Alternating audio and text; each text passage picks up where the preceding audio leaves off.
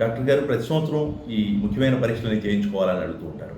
జనరల్‌గా టైప్ 2 డయాబెటిస్‌లో అంటే షుగర్ వ్యాధి అంటే పెద్దవారిలో వచ్చే షుగర్‌ని టైప్ 2 డయాబెటిస్ అంటాం. దీనిలో షుగర్ వ్యాధి వచ్చేటప్పటికే కొన్ని సంవత్సరాలు కూడా మనం తెలుసుకోకుండా ఉండొచ్చు. అందువలన ఈ బేస్ లైన్‌లో ఫస్ట్ టైం షుగర్ బయటపడినాక ముఖ్యమైన అవయవాలైన కన్ను, గుండె, కిడ్నీ, కాళ్ళు, అలాగే కాళ్ళకి సంబంధించిన నరాలు, బ్లడ్ సర్క్యులేషను ఇలా బేస్ లైన్‌లో ముఖ్యమైన అవయవాలని చెక్ చేసుకోవడం వలన ఆల్రెడీ మనకు తెలియకుండా షుగర్ ఎక్కువ కాలం నుంచి ఉన్నట్లయితే వీటిలో ఏమైనా డ్యామేజ్ అయిందనేది తెలుసుకోవచ్చు.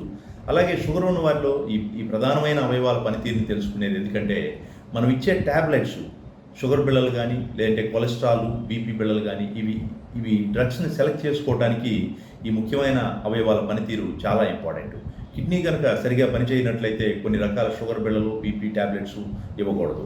అలాగే లివర్ ప్రాబ్లమ్స్ ఉన్నట్లయితే కొన్ని రకాల షుగర్ మందులు, అలాగే కొలెస్ట్రాల్ ట్యాబ్లెట్స్ ఇవ్వకూడదు.